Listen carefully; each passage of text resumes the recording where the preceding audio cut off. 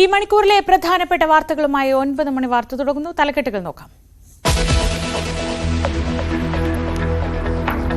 ഓടിപ്പോയ ഷൈൻ ടോം ചാക്കോ കേരളം വിട്ടതായി സൂചന. Tower location തമിഴ്നാട്ടിൽ. പിന്തുടർന്ന് അറസ്റ്റ് ചെയ്യേണ്ടെന്ന നിലപാടിൽ പോലീസ്.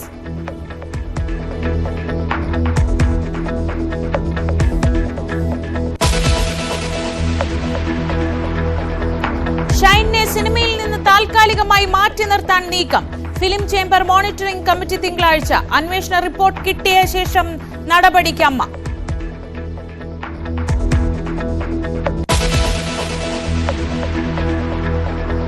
വിൻസി അലോഷ്യസിന്റെ മൊഴിയെടുക്കാനുള്ള നീക്കങ്ങൾ ഉപേക്ഷിച്ച് എക്സൈസ് തീരുമാനം വിൻസിയിൽ നിന്ന് മറുപടി ലഭിക്കാത്ത സാഹചര്യത്തിൽ പരാതി ലഭിച്ചാൽ മാത്രം തുടർ നീക്കം.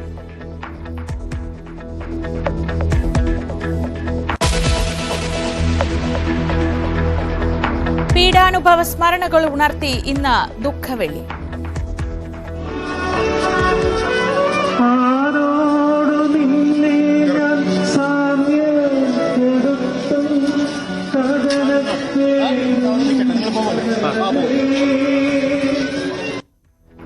ദേവാലയങ്ങളിൽ പ്രത്യേക പ്രാർത്ഥനകളും ചടങ്ങുകളും. ലഹരിക്കെതിരെ സന്ദേശവുമായി കാതോലിക്ക ബാവ.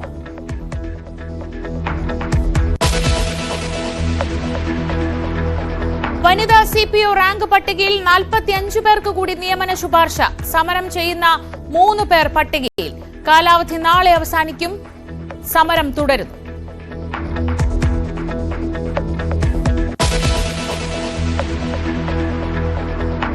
വിമർശനങ്ങളെ പരിഹസിച്ച് ഡോക്ടർ ദിവ്യ എസ് അയ്യർ. മഴ പെയ്തു കഴിഞ്ഞ് മരം പെയ്യുന്ന പോലെയാണ് ചിലരുടെ പുലമ്പലെന്ന് സോഷ്യൽ മീഡിയ പോസ്റ്റ്. ബോധ്യമുള്ളപ്പോൾ സ്നേഹാദരവ് അർപ്പിക്കുന്നത് പതിവാണെന്നും വിശദീകരണം.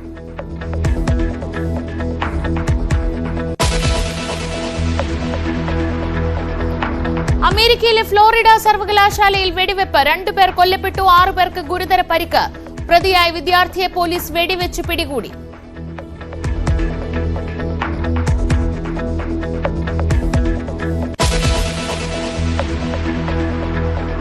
ഈടായി നൽകിയ ആധാരം ഉപയോഗിച്ച് KSFEയിൽ തട്ടിപ്പ്. ആലപ്പുഴ ഇരുമ്പുപാലം ബ്രാഞ്ചിലെ ജീവനക്കാരൻ തട്ടിച്ചത് 30 ലക്ഷം. ആധാരം നൽകിയത് സ്വന്തം ചിട്ടിയുടെ ജാമ്യത്തിന്.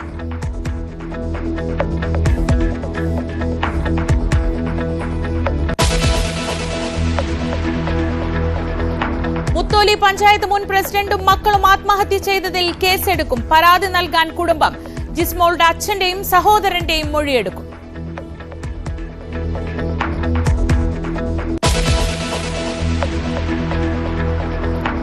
IPLൽ മുംബൈക്ക് തുടർച്ചയായ 2ാം ജയം. സൺറൈസേഴ്സ് ഹൈദരാബാദിനെ 4 വിക്കറ്റിന് തോൽപ്പിച്ചു.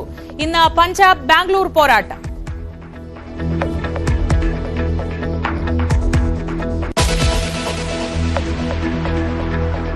വിശദമായ വാർത്തകൾ നോക്കാം. പരിശോധനയ്ക്കിടെ ഹോട്ടലിൽ നിന്ന് ഇറങ്ങി ഓടിയ ഷൈൻ ടോം ചാക്കോ സംസ്ഥാനം വിട്ടതായി സൂചന.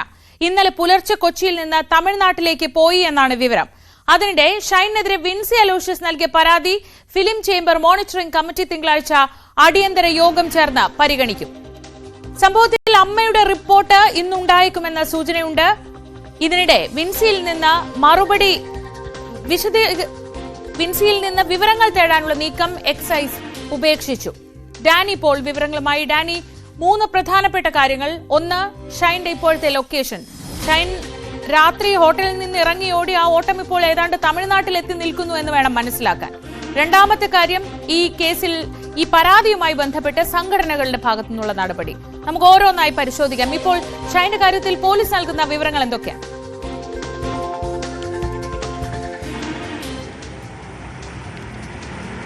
ശ്രീജ, ഇക്കാര്യത്തിൽ പോലീസ് ഇപ്പോൾ വ്യക്തമാക്കുന്നതും അതോടൊപ്പം തന്നെ അവർ സ്ഥിരീകരിക്കുന്നതുമായ ഒരു കാര്യം, നടൻ ഷൈൻ ടോം ചാക്കോ ഇപ്പോൾ തമിഴ്നാട്ടിലാണ് എന്നതാണ്. തമിഴ്നാട്ടിൽ പൊള്ളാച്ചിയിൽ ഷൂട്ടിംഗ് സെറ്റിലേക്ക് എത്തിയിട്ടുണ്ട് എന്നതാണ് മനസ്സിലാക്കാനായിട്ട് സാധിക്കുന്നത്. അവിടേക്ക് പൊള്ളാച്ചിയിലേക്ക് എത്തി എന്ന കാര്യങ്ങളെല്ലാം തന്നെ ടവർ ലൊക്കേഷനും പോലീസിൻ്റെതായ സംവിധാനങ്ങൾ ഉപയോഗിച്ചുകൊണ്ട് സ്ഥിരീകരിക്കുന്നുണ്ട്. ഇവിടെ നിന്ന് പുറത്തേക്ക് വന്നതിന് ശേഷം, അതായത് ഈ കഴിഞ്ഞ ദിവസം അദ്ദേഹം ഉണ്ടായിരുന്ന ഹോട്ടൽ റെയ്ഡിനിടെ ചാടി ഓടിപ്പോയ ഹോട്ടൽ വേദാന്തയിൽ നിന്ന് പിന്നീട് കൊച്ചിയിലെ മറ്റൊരു ഹോട്ടലിലേക്കാണ് അദ്ദേഹം എത്തുന്നത്.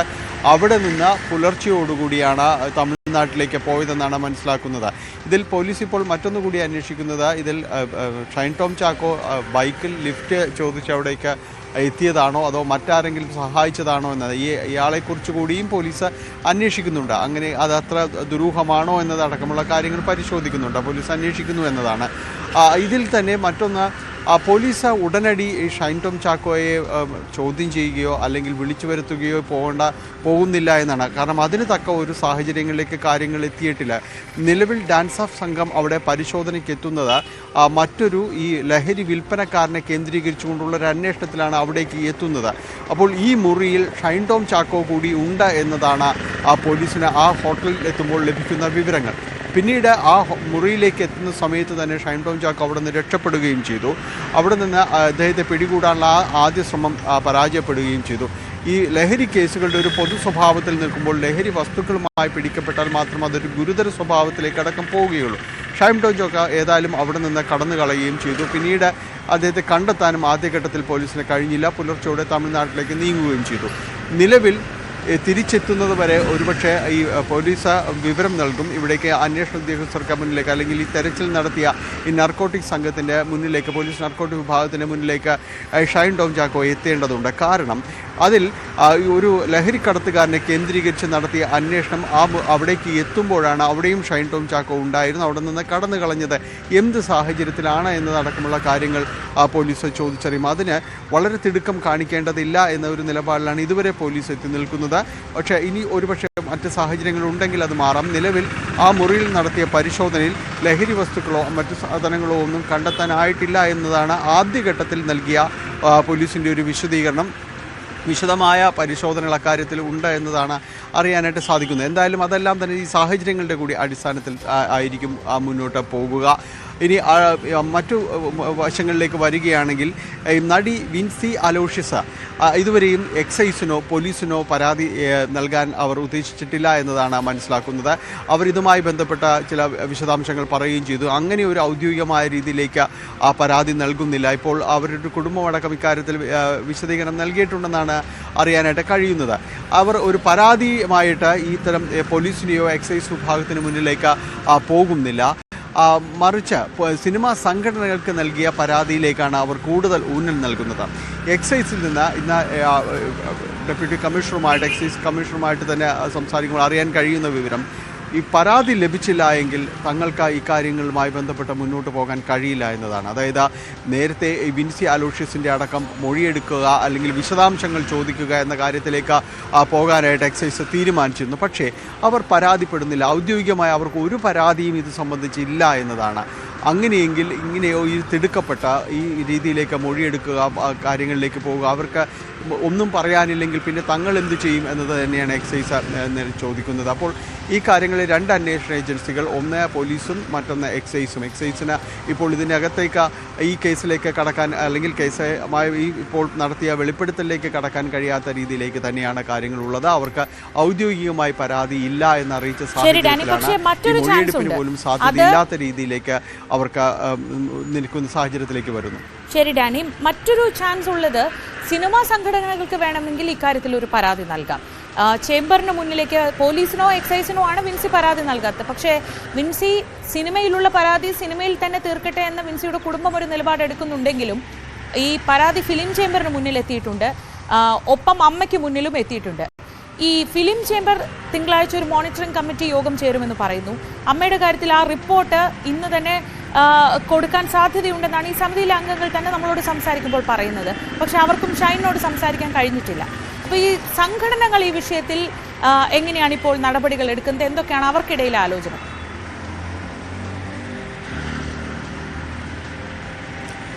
ശ്രീജ, അതാണ് ഏറ്റവും പ്രധാനപ്പെട്ട കാര്യം. ഈ സംഘടനകൾ ഈ കാര്യത്തിൽ എന്ത് നിലപാടെടുക്കുന്നു?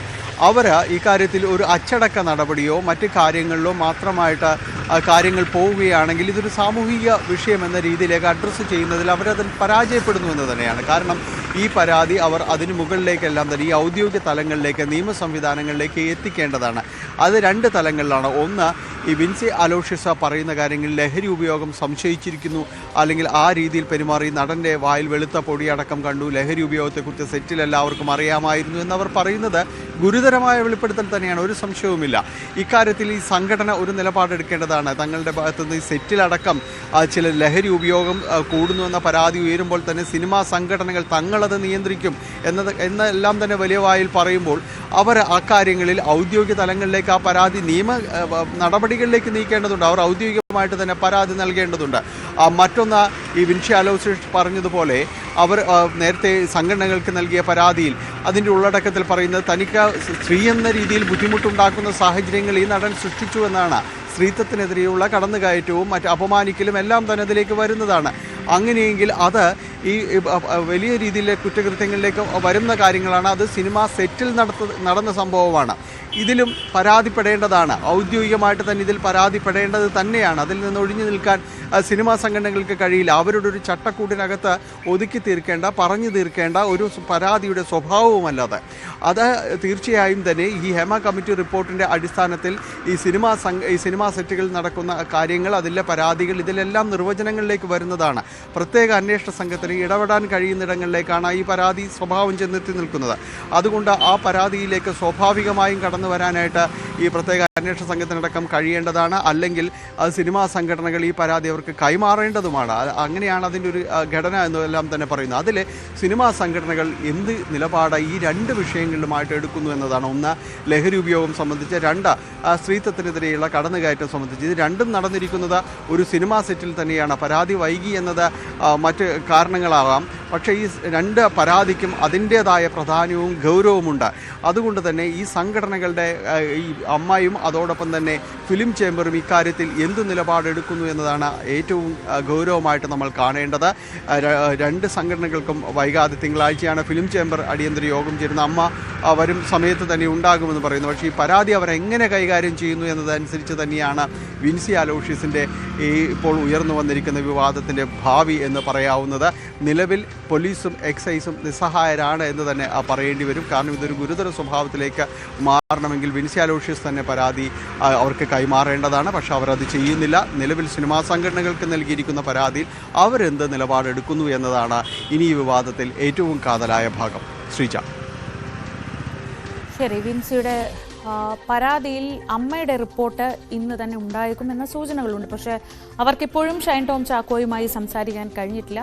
മൂന്നംഗ സമിതി ഈ വിഷയത്തിൽ പരസ്പരം ആശയവിനിമയം നടത്തുന്നുണ്ട് എന്ന വിവരങ്ങളാണ് അവർ തന്നെ നൽകുന്നത്. ഫിലിം ചേംബറിന്റെ മോണിറ്ററിംഗ് കമ്മിറ്റി തിങ്കളാഴ്ചയാണുള്ളത്. എവിടെ നിന്നാണ് ഈ പരാതി പുറത്തുപോയത് എന്നതാണ് ഏറ്റവും പ്രധാനപ്പെട്ട മറ്റൊരു കാര്യം. ഡാനി, ആ വിഷയം കൂടി ഇതോടൊപ്പം ചേർത്ത് പറയേണ്ടതുണ്ട്.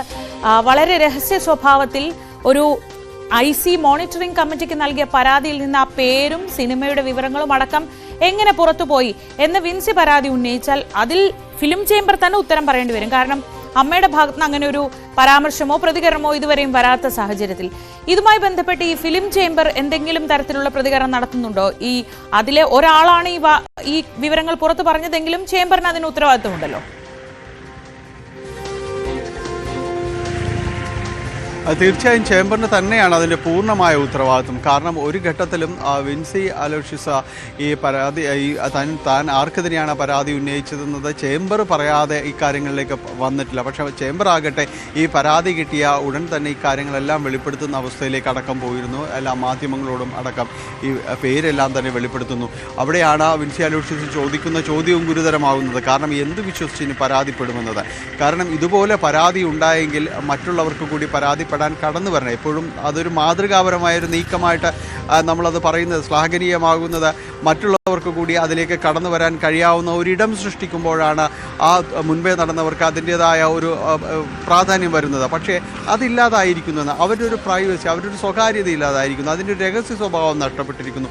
ഇത്തരം പരാതികൾ കൈകാര്യം ചെയ്യേണ്ടതൊരു സംഘടന ഈ രീതിയിലാണോ? ഒരു അച്ചടക്കമില്ലായ്മ അവിടെ പ്രകടമായോ എന്ന് ചോദിച്ചാൽ അതുണ്ടായെന്ന് തന്നെ പറയാം. കാരണം ഈ പരാതി ആ രീതിയിലായിരുന്നു അവർ അത് കൈകാര്യം ചെയ്യേണ്ടത്. അത് ഉണ്ടായിരുന്നില്ല. പരാതി നൽകിയ ഉടൻ തന്നെ തങ്ങൾക്ക് പരാതി ലഭിച്ചു എന്ന് പറഞ്ഞ് ഒതുക്കുന്നതിന് പകരം, നടപടികൾ ഉണ്ടാകുന്നതിന് പകരം ഈ പരാതിക്കാരി നൽകിയ കാര്യങ്ങളിലെ വിശദാംശങ്ങൾ പുറത്തു പറയുന്നു.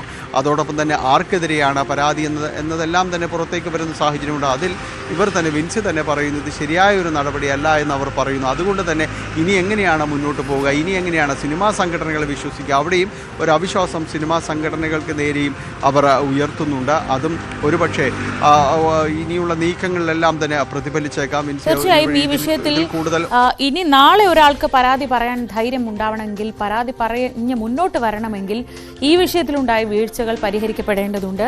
വളരെ രഹസ്യ സ്വഭാവത്തിൽ നൽകുന്ന ഒരു പരാതി. പലരും ചോദിക്കുന്നുണ്ട് വിൻസി എന്തുകൊണ്ട് പേര് പറഞ്ഞില്ല എന്ന്. വിൻസിക്ക് പേര് പറയേണ്ടടുത്ത് മാത്രം പറഞ്ഞാൽ മതി. അത് പൊതുസമൂഹത്തിന് മുന്നിൽ പറയണമെന്ന് യാതൊരു നിർബന്ധവുമില്ല. അവർ പരാതിയിൽ പറഞ്ഞ പേര് പുറത്തു പറയുന്നതാണ് അതിലും വലിയ തെറ്റ്. അത് നിയമപ്രകാരം തന്നെ തെറ്റായ ഒരു കാര്യമാണ്. അപ്പോൾ ആ വിഷയത്തിൽ എന്ത് നടപടിയാണ് ഫിലിം ചേംബർ എടുക്കുന്നത് എന്നുകൂടി കാത്തിരുന്ന് കാണേണ്ടതുണ്ട്. മറ്റു വാർത്തകളിലേക്ക് പോകാം. വനിതാ CPO റാങ്ക് പട്ടികയിൽ നിന്ന് 45 പേർക്ക് കൂടി നിയമന ശുപാർശ ലഭിച്ചിരിക്കുന്നു. ഇന്ന് അവസാന ദിവസമാണ് റാങ്ക് പട്ടികയുടെ. സമരം ചെയ്യുന്നവരിൽ ഉള്ള 3 പേര് ഈ പട്ടികയിൽ ഉൾപ്പെടും. നാളെയാണ് പട്ടികയുടെ കാലാവധി അവസാനിക്കാൻ ഇരിക്കുന്നത്. അതിനിടയിലാണ് ഈ നിയമന ശുപാർശ. VV അരുൺ വിവരങ്ങളുമായി. അരുൺ, ഈ ഉദ്യോഗാർത്ഥികൾ ചോദിച്ചുകൊണ്ടേയിരിക്കുന്ന കാര്യമാണ്, വേക്കൻസി ഉണ്ട്, പിന്നെ എന്തുകൊണ്ട് ഞങ്ങളെ നിയമിച്ചുകൂടാ എന്ന ചോദ്യമാണ് നിരന്തരം അവർ ഉന്നയിക്കുന്നത്. നാളെ പട്ടികയുടെ കാലാവധി അവസാനിക്കാനിരിക്കുക, അതായത് ഈ ഒരൊറ്റ പകലിന്റെ ദൂരം മാത്രമേ ഉള്ളൂ അതിന്. അപ്പോഴാണ് ഇങ്ങനെ ഒരു പട്ടികയിൽ നിന്ന് നിയമനം വന്നിട്ടുള്ളത്. എന്തൊക്കെയാണ് വിശദാംശങ്ങൾ? 45 പേർക്ക് കൂടി നിയമന ശുപാർശ ലഭിച്ചിരിക്കുന്നു. അത് ഉദ്യോഗാർത്ഥികൾക്ക് ഒരു പരിധിവരെ ആശ്വാസമുള്ള കാര്യമാണ്. പക്ഷേ ഈ സമരം ചെയ്ത ഉദ്യോഗാർത്ഥികൾ പറയുന്നത് തങ്ങൾക്ക് അത്രയധികം ഒന്നും സന്തോഷമുള്ള വാർത്തയല്ല ഇത്. കാരണം ഈ 45-ൽ 3 പേർ മാത്രമാണ് സമരക്കാർക്കൊപ്പമുള്ളവർ. ബാക്കിയുള്ളവർ സമരരംഗത്തുള്ളവരല്ല. മാത്രവുമല്ല ഇതിൽ തന്നെ 4 വേക്കൻസികൾ നോൺ ജോയിനിങ്ങിന്റെ ഭാഗം, അതായത് നേരത്തെ നിയമന ശുപാർശ ലഭിക്കുകയും അവർ പല കാരണങ്ങളാൽ ഈ ജോലിക്ക് തയ്യാറില്ല എന്ന് PSC അറിയിക്കുകയും ചെയ്തവരാണ്. അങ്ങനെ 4 വേക്കൻസി ഉണ്ട്. 28 പുതുതായി അധിക വേക്കൻസി ക്രിയേറ്റ് ചെയ്ത, അതായത് പട്ടികയിൽ നിന്നല്ല ഈ കൂടുതൽ നിയമനം നടന്നിരിക്കുന്നത് എന്നാണ് ഈ ഉദ്യോഗാർത്ഥികളുടെ പരാതി. ഏതായാലും 45 പേർക്ക് കൂടി പട്ടികയിൽ നിന്ന് നിയമനം ലഭിക്കുന്നു എന്നുള്ളത് ആശ്വാസകരമായ വാർത്തയാണ്. അപ്പോഴും പൂർണ്ണമായും ഈ സമരക്കാരുടെ ആവശ്യങ്ങൾ അംഗീകരിക്കുകയല്ല സർക്കാർ എന്നാണ് അവരുടെ നിലപാട്. നാളെയാണ് ഈ പട്ടികയുടെ കാലാവധി അവസാനിക്കുന്നത്.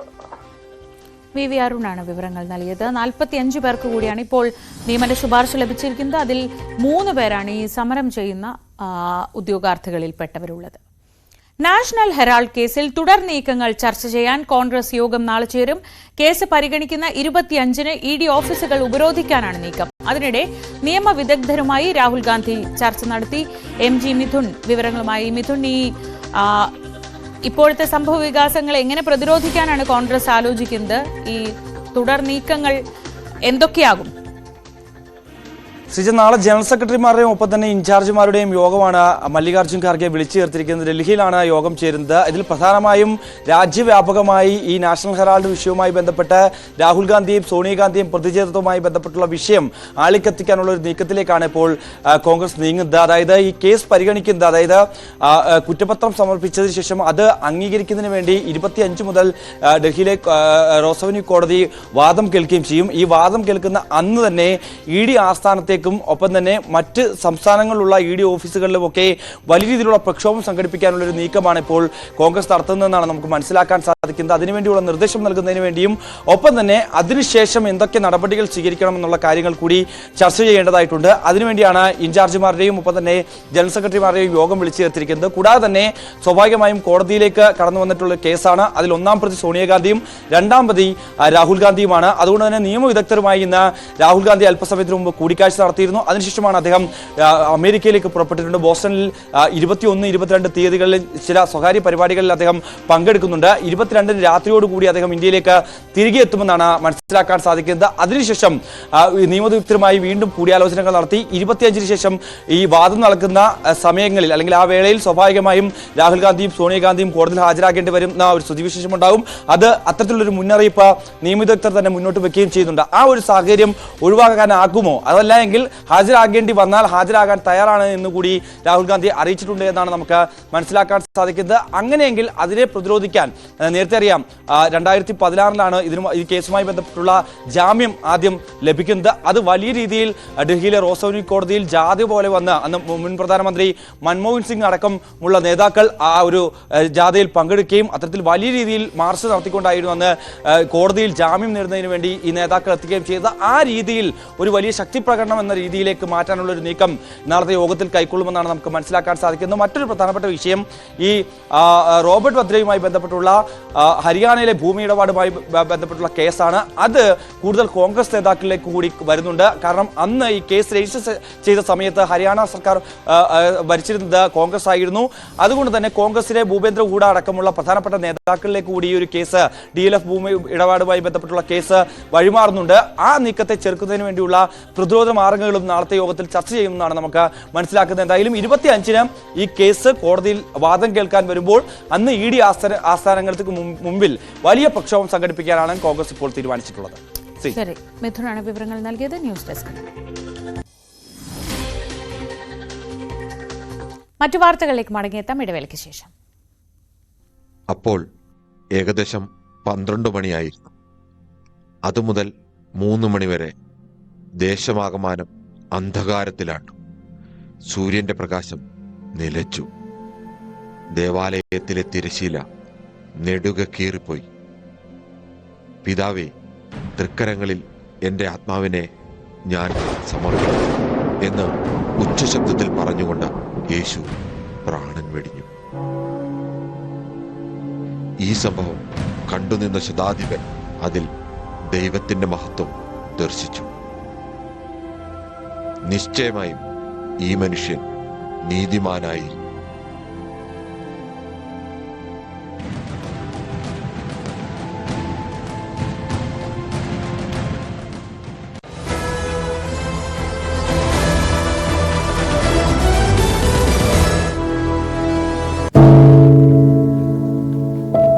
പെരുകുന്ന കുറ്റകൃത്യങ്ങളുടെ വാർത്തകൾ എല്ലാ ദിവസവും വായിച്ച് തളരുന്ന കാലമാണ് മാധ്യമപ്രവർത്തക എന്ന രീതിയിൽ ഇപ്പോൾ. അതിൽ മിക്കതിലും കാരണം ലഹരിയാണെന്നും പ്രതികളാകുന്നതും ഇരകളാകുന്നതും പുതിയ തലമുറയിലെ കുട്ടികളാണെന്ന് കൂടി പറയേണ്ടി വരുമ്പോൾ രക്ഷാകർത്താവ് എന്ന നിലയിൽ സമാധാനം പോലും കെട്ടുപോകുന്ന സമയമാണ്. ആരെയാണ് തിരുത്തുക? ആരെയാണ് നന്നാക്കുക? ഈ പുതിയ തലമുറയാണോ അതോ അവർക്ക് മാതൃകയാകേണ്ട നമ്മളെ തന്നെയാണോ? 4ാമത്തെ പെഗിൽ ഐസ് ക്യൂബ് വീഴുമ്പോൾ ഞാൻ എവിടെ എത്തുമെന്ന് പറയുന്ന നായകനെ വേണ്ട എന്ന് പറയാൻ ഒരിക്കലും നമുക്ക് കഴിഞ്ഞിട്ടില്ല. എല്ലാ പ്രതിസന്ധികളിൽ നിന്നും എഴുന്നേറ്റ് വരാൻ ലഹരി ഒപ്പം വേണമെന്നും വിഷമത്തിലും സന്തോഷത്തിലുമെല്ലാം ലഹരി കൂടെ ഉണ്ടാകണം എന്ന് പറഞ്ഞ തലമുറയാണ് നമ്മുടേത്. ലഹരിക്ക് കുടുംബ സദസ്സുകളിൽ ഉണ്ടായിരുന്ന ടാബു പോലും തുടച്ചു കളഞ്ഞ തലമുറയാണ് നമ്മുടേത്. അച്ഛനും അമ്മയും കുട്ടികളുടെ മുന്നിലിരുന്ന് മദ്യപിക്കുന്ന കാലത്ത് ഇതിലും വലിയ ലഹരിയിലേക്ക് കടക്കരുതെന്ന് കുട്ടികളോട് ആ രക്ഷിതാക്കൾക്ക് എങ്ങനെയാണ് പറയാൻ കഴിയുക? നോക്കൂ, കൈവിട്ടു പോകുന്നത് നമുക്കാണ്.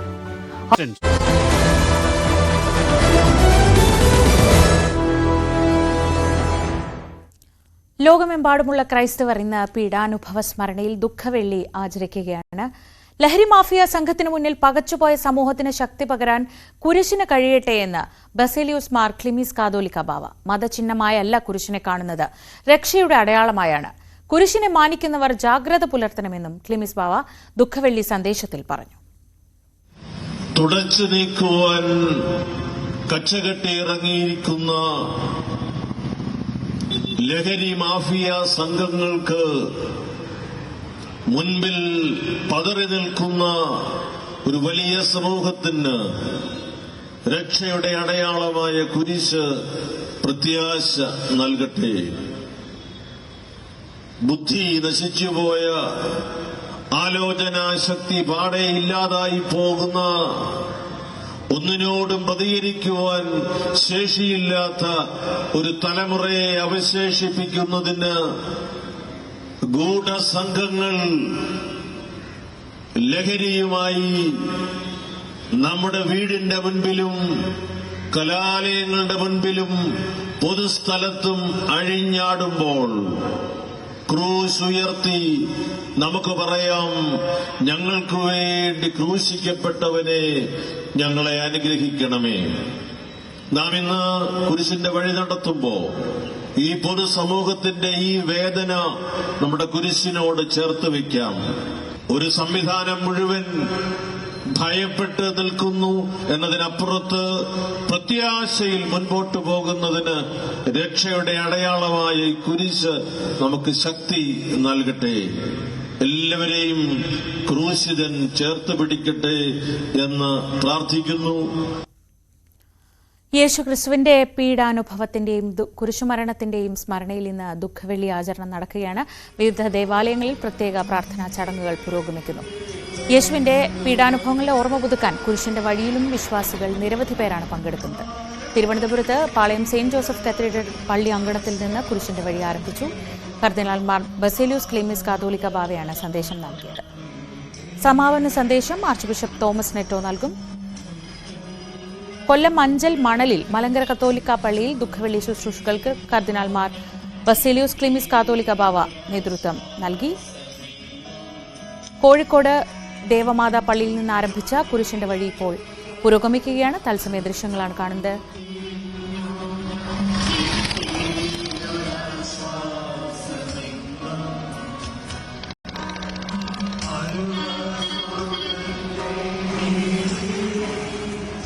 MS അനീഷ് കുമാർ വിവരങ്ങളുമായി കോഴിക്കോട് നിന്ന്.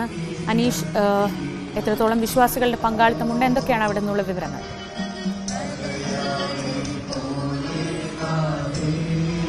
ശ്രീജ, വിശ്വാസികളുടെ വലിയ പങ്കാളിത്തം ഇന്നത്തെ ഈ കുരിശിന്റെ വഴിയിൽ ഉണ്ട്. കോഴിക്കോട് രൂപത ബിഷപ്പ് അടുത്ത കാലത്ത് നിയുക്തനായ വർഗീസ് ചക്കാലക്കൽ ആണ് ഈ കുരിശിന്റെ വഴിക്ക് നേതൃത്വം നൽകുന്നത്. ദേവമാതാ പള്ളിയിൽ നിന്നുമാണ് ഈ കുരിശിന്റെ വഴി ആരംഭിച്ചത്. 14 സ്ഥലങ്ങൾ, ഈ യേശുവിന്റെ പീഡാനുഭവങ്ങളുമായി ബന്ധപ്പെട്ട 14 സ്ഥലങ്ങളെ നിശ്ചയിക്കുന്ന തരത്തിൽ ഓരോ ഇടങ്ങളിലും പ്രത്യേകം പ്രാർത്ഥനകൾ അർപ്പിച്ചാണ് ഈ കുരിശിന്റെ വഴി മുന്നോട്ട് പോകുന്നത്. യേശുവിനെ മരണത്തിന് വിധിക്കുന്നു, പിന്നീട് കുരിശ് വഹിക്കുന്നു, കുരിശുമായി 1-ാം പ്രാവശ്യം നിലത്ത് വീഴുന്നു. അങ്ങനെ 14 ഇടങ്ങളിൽ, ഓരോ ഇടങ്ങളിലും പ്രത്യേകം പ്രാർത്ഥനകൾ ചൊല്ലിയാണ് ഈ കുരിശിന്റെ വഴി മുന്നോട്ട് നീങ്ങിയിരിക്കുന്നത്. എന്തായാലും മുൻ വർഷങ്ങളിൽ നിന്നൊക്കെ വിഭിന്നമായി ലഹരിക്കെതിരായ വലിയ സന്ദേശങ്ങളൊക്കെ ഈ പുരോഹിതന്മാർ വിശ്വാസികൾക്ക് നൽകുന്നു. ഒപ്പം രാജ്യത്ത് നിരവധി പ്രശ്നങ്ങൾ നിലനിൽക്കുന്നു. ഇതുമായി ബന്ധപ്പെട്ടൊക്കെയുള്ള ഉദ്ബോധനങ്ങളും ആ വിശ്വാസികൾക്ക് നൽകിയാണ് മതമേലധ്യക്ഷന്മാരടക്കം മുന്നോട്ട് വരുന്നത്. കൃത്യമായ ഒരു വിശ്വാസ പാതയിൽ മുന്നോട്ട് പോകുമ്പോൾ ലഹരി അടക്കമുള്ള കാര്യങ്ങൾക്ക് ജീവിതത്തിൽ സ്ഥാനമില്ല എന്ന് ആവർത്തിച്ച് പറഞ്ഞ് വിശ്വാസികളെ ഉദ്ബോധിപ്പിച്ചുകൊണ്ട് തന്നെയാണ് പുരോഹിതന്മാർ മുന്നോട്ട് പോകുന്നത്. എന്തായാലും ഈ കോഴിക്കോട് നഗരത്തിലെ കുരിശിന്റെ വഴി അവസാന ഘട്ടത്തിലേക്ക് നീങ്ങുകയാണ്. ഏതാണ്ട് കോടതി പരിസരത്തു നിന്നും ആരംഭിച്ച കുരിശിന്റെ വഴി നഗരത്തിൽ പ്രദക്ഷിണം നടത്തിയാണ് ഇപ്പോൾ ഈ സെന്റ് ജോസഫ് പള്ളിയിലെ സമീപത്തേക്ക് എത്തിക്കൊണ്ടിരിക്കുന്നത്. ബിഷപ്പ് അടക്കമുള്ള ആളുകൾ ഈ കുരിശിന്റെ വഴിയുടെ മുൻനിരയിൽ തന്നെ നിന്ന് ഇതിന് നേതൃത്വം നൽകുന്നു. എന്തായാലും യേശുവിന്റെ പീഡാനുഭവ സ്മരണയിൽ ആളുകൾ ആ പീഡനം സ്വയം ഏറ്റുകൊണ്ട് കുരിശുകളും ഏന്തിക്കൊണ്ടുള്ള അവരുടെ സഹന യാത്ര ഇപ്പോൾ ഇതിന്റെ അവസാന ഘട്ടത്തിലേക്ക് എത്തുന്നു. ഇനിയിപ്പോൾ 2 നാൾ കഴിഞ്ഞ് യേശു ഉയർത്തെഴുന്നേൽക്കും. ഈസ്റ്റർ ആഘോഷങ്ങളിലേക്ക് കടക്കും. എന്തായാലും ക്രൈസ്തവ വിശ്വാസികളെ സംബന്ധിച്ചിടത്തോളം ഏറ്റവും വൈകാരികമായ ഒരു ദിനം കൂടിയാണ് ഇന്ന്. ഈ കുരിശിന്റെ വഴി അല്പസമയത്തിനകം സമീപത്ത് തന്നെയുള്ള സെന്റ് ജോസഫ് പള്ളിയിൽ സമാപിക്കും. ശ്രീജ, അനീഷ് കുമാറാണ് വിവരങ്ങൾ നൽകിയത്. കോഴിക്കോട് കുരിശിന്റെ വഴിയാണിപ്പോൾ നടക്കുന്നത്. ഇനി കൊച്ചിയിൽ നിന്നുള്ള ദൃശ്യങ്ങളിലേക്ക്.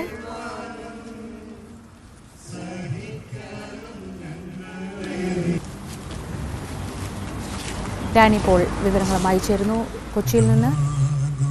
ഡാനി, കുരിശിലേറുന്നത് മുതൽ ഉള്ള 14 സ്ഥലങ്ങളിലൂടെ കുരിശിന്റെ വഴി പുരോഗമിക്കുകയാണ്. എന്താണ് അവിടെ നിന്നുള്ള വിവരങ്ങൾ? ശ്രീജ, വിവിധ ദേവാലയങ്ങളിൽ കുരിശിന്റെ വഴി ആചരണം നടക്കുകയാണ്. വിവിധ ദേവാലയങ്ങളിൽ ഇന്ന് രാവിലെ തന്നെ കുരിശിന്റെ വഴി ആരാധനയ്ക്ക് വേണ്ടി നിരവധിയായ വിശ്വാസികൾ ഇവിടേക്ക് പള്ളികളിലേക്ക് എത്തിയിരുന്നു. വിവിധ സ്ഥലങ്ങളിലൂടെ അതെല്ലാം തന്നെ കടന്നു പോവുകയാണ്. പള്ളിയിൽ നിന്ന്, ദേവാലയങ്ങളിൽ നിന്ന് തുടങ്ങി ദേവാലയങ്ങളിൽ തന്നെ അവസാനിപ്പിക്കുക എന്ന രീതിയാണ് അനുവർത്തിക്കുന്നത്. 14 സ്ഥലങ്ങൾ കുരിശിന്റെ വഴി ആരാധനയുടെ ഏറ്റവും പ്രധാനപ്പെട്ടതാണ്. യേശുദേവന്റെ അനുഭവങ്ങൾ അത് 14 ഇടങ്ങളിലായാണ് ഇത് വിവക്ഷിക്കുന്നത്. അങ്ങനെ 14 സ്ഥലങ്ങൾ അവിടെ നിന്ന് പ്രത്യേക പ്രാർത്ഥനകൾ നടത്തി, പുരോഹിതന്റെ നേതൃത്വത്തിൽ പ്രത്യേക പ്രാർത്ഥനകൾ നടത്തിക്കൊണ്ട് കടന്നു പോകുന്നു. ഓരോ ഇടങ്ങളിലും അദ്ദേഹം സഹിച്ച പീഡാനുഭവങ്ങൾ, അതിന്റെ ഒരു വിവരണമാണ് ഓരോ ഇടങ്ങളിലും അതുകൊണ്ട് സൂചിപ്പിക്കുകയും ചെയ്യുന്നത്. അങ്ങനെ ഇന്നത്തെ കുരിശിന്റെ വഴി ആരാധന അദ്ദേഹത്തിന്റെ പീഡാനുഭവങ്ങൾ അനുസ്മരിച്ചുകൊണ്ടാണ് മുന്നോട്ട് പോവുകയും ചെയ്യുന്നത്. സമയത്തിനകം അത് ദേവാലയങ്ങളിൽ സമാപിക്കുകയും ചെയ്യും. വൈകിട്ടും പ്രത്യേക ചടങ്ങുകളെല്ലാം തന്നെ ദേവാലയങ്ങളിൽ നടക്കുകയും ചെയ്യും. അത് പ്രത്യേകം എന്ന് പറയുന്നത് ദിവ്യകാരുണ്യ സ്വീകരണവും കുരിശിന്റെ ആരാധനയും അതോടൊപ്പം സഹന പ്രദക്ഷിണവും നടക്കുന്നത്. ഓരോ ദേവാലയങ്ങളിലുമായിട്ട് ഈ കർമ്മങ്ങളെല്ലാം തന്നെ പുരോഗമിക്കുകയാണ്. ശ്രീജ, ഡാനി പോളാണ് വിവരങ്ങൾ നൽകിയത്. സംസ്ഥാനത്തെ വിവിധ ദേവാലയങ്ങളിൽ കുരിശിന്റെ വഴിയും പ്രത്യേക പ്രാർത്ഥനകളുമൊക്കെ നടന്നുകൊണ്ടിരിക്കുകയാണ് ദുഃഖവെള്ളിയോടനുബന്ധിച്ച്. മുനമ്പം വിഷയത്തിൽ സർക്കാരിനെ തലോടി ആർച്ച് ബിഷപ്പ് വർഗീസ് ചക്കാലയ്ക്കൽ. കാര്യങ്ങൾ സർക്കാർ മനഃപൂർവ്വം വൈകിപ്പിക്കുന്നതായി കരുതുന്നില്ലെന്നും വിഷയം പരിഹരിക്കപ്പെട്ടാൽ സർക്കാരിന്റെ മൈലേജ് കൂടുമെന്നും അദ്ദേഹം പറഞ്ഞു. കോടതിക്കപ്പുറം പ്രശ്നം എങ്ങനെ പരിഹരിക്കാമെന്ന് നോക്കേണ്ടതുണ്ട്. എന്നാൽ കോടതി ഇടപെട്ടതിനാൽ കോടതി വിധി തന്നെയാകും അന്തിമമെന്നും ആർച്ച് ബിഷപ്പ് പറഞ്ഞു. പരിഹരിക്കപ്പെടാനല്ല ഓരോ ഗവൺമെന്റും ആഗ്രഹിക്കുക. കാരണം അത് പരിഹരിക്കുന്ന ഒരു ഗവൺമെന്റിന് ഒരു മൈലേജ് കൂടെയല്ലേ. അപ്പോൾ മനഃപൂർവ്വം ഇത് മാറ്റിവെച്ച് അത് തടസ്സപ്പെടുത്തുകയാണെന്നൊന്നും ഞാൻ ചിന്തിക്കുന്നില്ല. പക്ഷേ ഇതിനൊക്കെ ചിലപ്പോൾ സമയം, നിയമത്തിൻ്റെ വശങ്ങളൊക്കെ നോക്കുമ്പോൾ അതിന് സമയം വേണ്ട വരും. ആ സമയത്തിൻ്റെ ഉള്ളിൽ ഇത് നടക്കും ഔട്ട് ഓഫ് കോർട്ടിലേക്ക്. പക്ഷെ എന്നാലും ഔട്ട് ഓഫ് കോർട്ട് സെറ്റിൽമെൻറ്റ് വന്നാലും കോർട്ട് ഇടപെട്ടത് കാരണം കോർട്ടിന്റെ വിധിയായിരിക്കും അന്തിമ വിധി. അപ്പൊ അത് നമ്മൾ നോക്കേണ്ട വരും. വിമർശനങ്ങളെ പരിഹസിച്ച് ഡോക്ടർ ദിവ്യ എസ് അയ്യർ. മഴ പെയ്ത് കഴിഞ്ഞ് മരം പെയ്യുന്നത് പോലെ ഇറ്റിറ്റ് വീഴുന്ന മഴത്തുള്ളികൾ ചിലമ്പുന്നതും പുലമ്പുന്നതുമൊക്കെ കേൾക്കാമെന്ന് ദിവ്യ എസ് അയ്യർ ഇൻസ്റ്റഗ്രാമിൽ കുറിച്ചു. തനിക്ക് പൂർണ്ണ ബോധ്യമുള്ളപ്പോൾ സ്നേഹാദരം അർപ്പിക്കുന്നത് പതിവാണെന്നാണ് ദിവ്യയുടെ വിശദീകരണം. അത് പതയല്ല, ജീവിത പാതയാണെന്നും ഇൻസ്റ്റഗ്രാം കുറിപ്പിൽ ദിവ്യ എഴുതി. കഴിഞ്ഞ ദിവസം കെ മുരളീധരൻ സോപ്പിടുന്നത് കൊള്ളാം പക്ഷേ പതപ്പിക്കരുത് എന്ന രീതിയിലൊക്കെ പരാമർശിച്ചിരുന്നു. അതിന് മറുപടി കൂടിയാണ് ഇത് പതയല്ല ജീവിത പാതയാണെന്ന ദിവ്യയുടെ കുറിപ്പ്. 10ാം ക്ലാസ് പാസ്സായവരിൽ മലയാളം അക്ഷരം എഴുതാൻ അറിയാത്തവരുണ്ടെന്ന് പറഞ്ഞത് അനുഭവത്തിന്റെ അടിസ്ഥാനത്തിലാണെന്ന് മന്ത്രി സജി ചെറിയാൻ. മന്ത്രി വി ശിവൻകുട്ടി മന്ത്രി ആയതുകൊണ്ടാണ് അങ്ങനെ വന്നത് എന്ന് വ്യാഖ്യാനിച്ചത് മാധ്യമങ്ങളാണെന്നും ന്യൂസ് 18 അഭിമുഖത്തിൽ സജി ചെറിയാൻ പറഞ്ഞു. അതെൻ്റെ അഭിപ്രായം. ഞാനിപ്പോൾ വിദ്യാഭ്യാസത്തെ പറ്റി പറഞ്ഞു. അക്ഷരം എഴുതാനറിയാത്ത ആളുകൾ ഉണ്ടാകാൻ ഇടയുള്ള സാഹചര്യം ഞാൻ പറഞ്ഞു. സ്വാഭാവികമായിട്ടും പ്രതിഷേധം വന്നു. അത് ആരെങ്കിലും ഉദ്ദേശിച്ചല്ല. എൻ്റെ ഒരു അനുഭവത്തിൻ്റെ അടിസ്ഥാനത്തിൽ 100% ആളുകളും അക്ഷരം എഴുതാൻ പഠിച്ചു എന്ന ധാരണ എനിക്കില്ല. അതുകൊണ്ടാണ് ഞാൻ പറഞ്ഞത്. അല്ല, അദ്ദേഹം വേറെ ഒന്നും കൊണ്ടല്ല പറഞ്ഞത്. അദ്ദേഹം പറഞ്ഞത് UDF-കാരും നിങ്ങളുടെ മാധ്യമങ്ങളും തെറ്റായിട്ട് അതിനെ എഴുതി. കാരണം വിദ്യാഭ്യാസ മന്ത്രി ശിവൻകുട്ടി ഉള്ളതുകൊണ്ട് കേരളത്തിൽ ആർക്ക് എഴുതാൻ അറിയത്തില്ല എന്ന ധാരണയിലേക്ക് കൊണ്ടുവന്നപ്പോഴാണ് അദ്ദേഹം മറുപടി പറഞ്ഞത്. അല്ല, ഞാൻ പറഞ്ഞത് ഒറ്റപ്പെട്ടതാണെങ്കിലും അത്തരം ചില ആളുകളുണ്ട് വളരെ സ്ഫുടമായി അല്ലെങ്കിൽ നല്ല മനോഹരമായി നമ്മുടെ ഭാഷ കൈകാര്യം ചെയ്യുന്നതിൽ കുറവുണ്ട്. ഞാൻ പറഞ്ഞു. ഇപ്പം ഞാനത് തെറ്റിദ്ധരിപ്പിച്ച് ആളുകളുടെ ഞാൻ പറഞ്ഞതൊക്കെ അങ്ങ് തെറ്റിദ്ധരിപ്പിച്ചു. കേരളത്തിൽ മരണനിരക്ക് കുറഞ്ഞതിനാൽ കൂടുതൽ പേർക്ക് പെൻഷൻ നൽകേണ്ടി വരുമെന്ന പരാമർശത്തിലും മന്ത്രി സജി ചെറിയാൻ വിശദീകരണം നൽകി. പോസിറ്റീവായി പറഞ്ഞ വിഷയത്തെ മറ്റൊരു തരത്തിലാണ് വ്യാഖ്യാനിച്ചതെന്ന് ന്യൂസ് 18 അഭിമുഖത്തിൽ അദ്ദേഹം കൂട്ടിച്ചേർത്തു. ഇപ്പം കൊടുക്കുന്ന പെൻഷൻ എന്ന് പറയുന്നത് നിൽക്കണമെന്നല്ല ഞാൻ പറഞ്ഞത്. നമുക്കുണ്ടാകുന്ന ഒരു പ്രയാസമാണ് ഞാൻ ഉന്നയിച്ചത്. കാരണം ഇന്ത്യയിൽ ആരോഗ്യരംഗത്ത് കേരളം 1ാം സ്ഥാനത്ത് വന്നു. അപ്പോൾ ഡെത്ത് റേറ്റ് കുറഞ്ഞു. അപ്പോൾ എന്ന് വെച്ചാൽ കൂടുതൽ ആളുകളെ പ്രൊട്ടക്റ്റ് ചെയ്യേണ്ട സാമ്പത്തിക ബുദ്ധിമുട്ട് നമുക്ക് വന്നു. ഇത് വസ്തുതയല്ല ഞാൻ പറഞ്ഞത്. ഇപ്പം ഇവിടെ 80 വയസ്സ് 90 വയസ്സ് 100 വയസ്സ്, എൻ്റെ അമ്മ 96 വയസ്സെന്ന് ഞാൻ പറഞ്ഞത് കാരണമാണ്. അതിലൊരു വരി എടുത്തിട്ടാണ് എല്ലാവരും കൊടുത്തത്. അപ്പം കേരളത്തിന് പുറത്ത് ഇപ്പം രാജസ്ഥാനിൽ 5000 പേർക്ക് പെൻഷൻ കൊടുക്കണമെങ്കിൽ ഡെത്ത് റേറ്റ് കുറഞ്ഞു വന്നപ്പോൾ നമ്മൾ 10000 പേർക്ക് കൊടുക്കണം. അപ്പം നമുക്ക് ആ ഒരു സോഴ്സ് ഓഫ് ഇൻകം നമ്മൾ കണ്ടെത്തേണ്ടതായിട്ടുണ്ട്. അതുകൂടെ കണ്ടെത്തുന്നില്ലെങ്കിൽ വരാൻ പോകുന്ന പ്രശ്നം എന്ന് വെച്ചാൽ നമ്മൾ ഭാവിയിൽ ഇത് നിന്നു പോകും. ഞാൻ അവരെ സംരക്ഷിക്കേണ്ടതെന്ന് പറഞ്ഞ് അത് വിവാദമാക്കേണ്ട കാര്യമില്ല.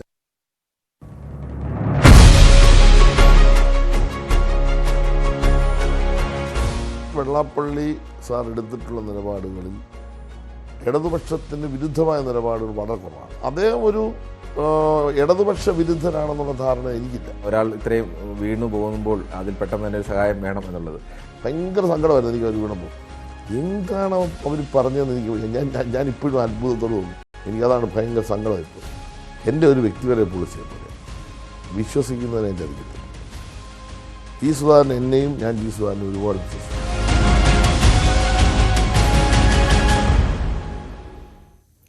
ഈ അഭിമുഖത്തിന്റെ പൂർണ്ണമായ ഭാഗം ഇന്ന് രാത്രി 9:30 കാണാം. പുത്തോലി പഞ്ചായത്ത് മുൻ പ്രസിഡന്റ് ജിസ്മോളും മക്കളും ആത്മഹത്യ ചെയ്ത സംഭവത്തിൽ പോലീസ് കേസെടുത്തേക്കും. സംഭവത്തിൽ ഏറ്റുമാനൂർ പോലീസിന് പരാതി നൽകാൻ ജിസ്മോളുടെ കുടുംബം തീരുമാനിച്ചു. പരാതി ലഭിച്ചാൽ മൊഴി രേഖപ്പെടുത്തി കേസെടുക്കാനാണ് പോലീസിന്റെ തീരുമാനം.